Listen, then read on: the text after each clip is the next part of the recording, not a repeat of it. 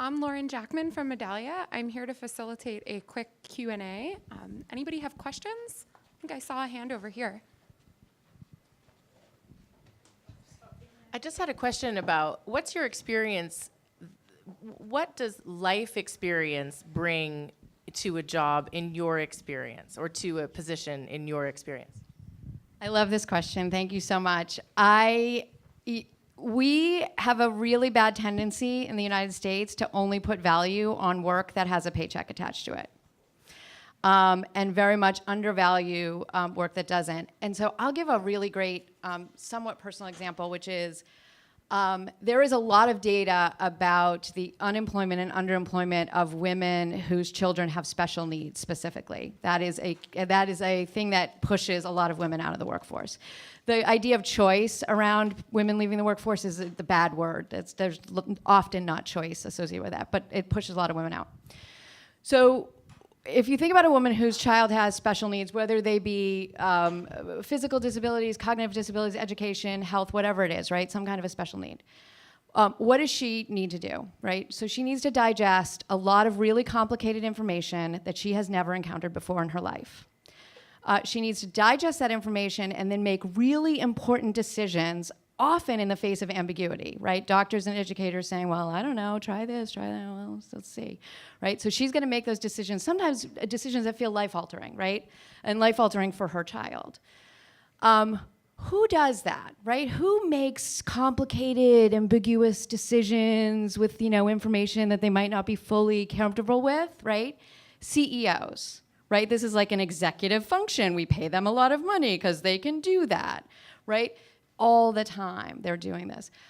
Women are great at collaborating across groups, right? Pulling together volunteer organizations. When you have to get somebody to do something and you're not paying them, that's actually a lot harder than getting someone to do something when there's a paycheck attached to it, right? That ability to, have authority to influence people as opposed to having authority over them. So we see tons of things. And quick thing I'll say too, we also see tons of people who are using their professional skills outside of the workforce, right? Mom who's like basically the CEO to the kids, CTO to the kid, right? She's running the website for the school because she happens to have that skill. And so she brings it to bear. So I invite all of you, no matter what the situation is, going back to what the other panel was talking about with skill-based, like it doesn't matter where they got the skill. It matters that they have it. Another question over here. We've got a mic coming. Hi, Tami, my question is, how many returnships do people do on an average before they actually accept an offer or land that job? Oh, ideally, we don't want them doing more than one. Actually, one of the first questions I usually get asked by women in the first workshop that we do when we do a path forward is like, can I do this again if this doesn't work out? I'm like, let's aim for success. Let's not worry about, if it doesn't work out. We really want it to be temporary, right? We want to move women into full-time employment as fast as possible. We've had a couple people do repeats or do extended contracts with companies, but we ideally want them to land into a full-time job. The good news is we are seeing data that suggests to us that not only do 82% go on to stay at that company, but that a good percentage of them go on to land to other places. That the returnship itself is a catalyst to work elsewhere. And as we expand our network of companies that we're working with, we have the ability to try to create that community across companies as well. I see we've got one question right up here. Thank you. This is wonderful. When you're working with your partner companies, are you guys discussing some of the terms when they return to work, hopefully in a full-time position, with arrangements like working from home or coming in at 32 hours? Yeah. We talk about flexibility a lot with our partners. That's a harder conversation, honestly speaking, than getting them to open up to talent. We have some companies that are open to it and are great about it, and some that are less so. Fortunately, y'all got such a big housing crisis problem here. We do have a very big pool of talent that actually wants and needs a full-time opportunity and are willing to work a full-time week.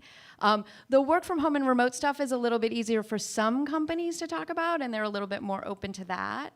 But that, the idea of part-time work has been I'll tell y'all, like, again, coming back to this, unemployment rate you guys are struggling with here, those of you who are recruiting or hiring here in the Bay Area, the amount of untapped capacity sitting at home from 9 to 3 every day in this country is astonishing.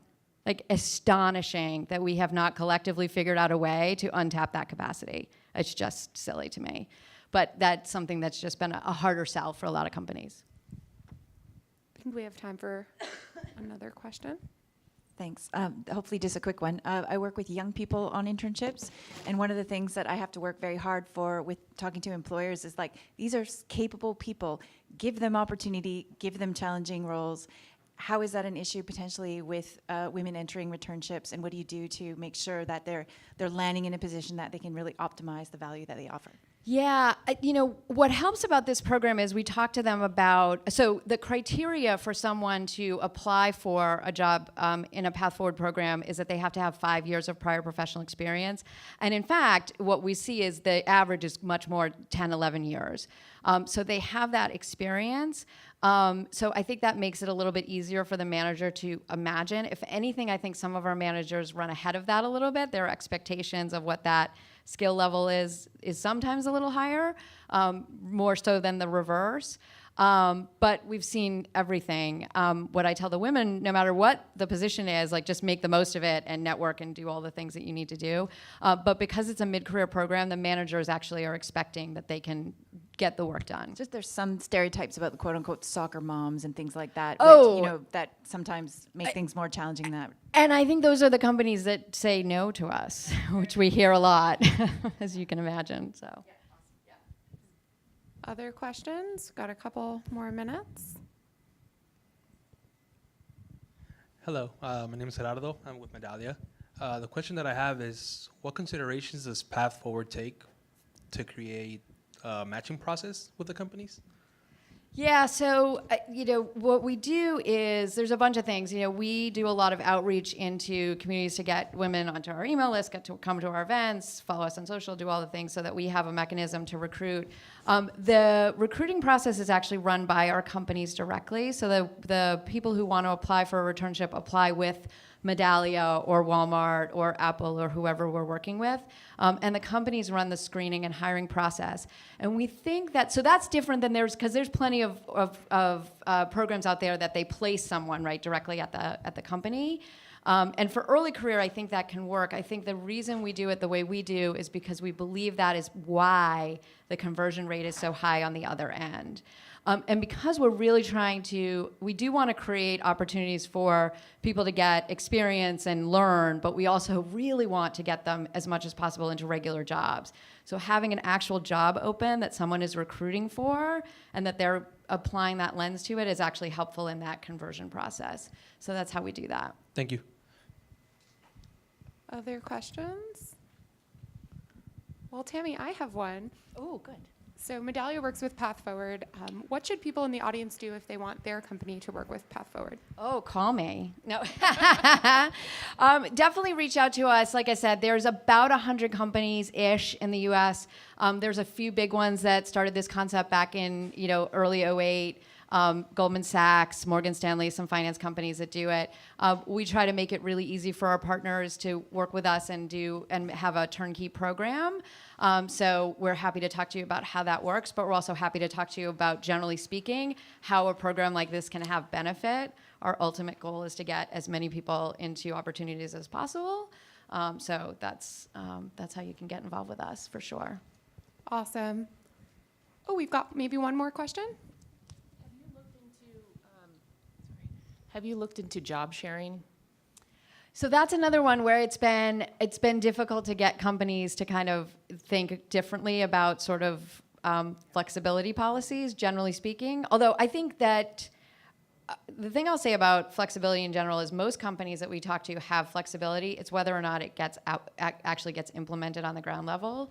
And what I tell people all the time is, we are the cultures at our companies. Like, we actually do have the ability to affect that change in a lot of cases. The thing my personal belief and theory about job shares and why they're so tricky is because they require so much cooperation from so many different players, right? You need a manager, you need 2 people to agree. So I think there's a lot of moving parts there that have made that one not catch on the way, even at some companies, part-time and work from home and other types of flexibility have. But that is literally just a theory. All right, I see we're about at time. Thank you everyone for your great questions, and thank you, Tami.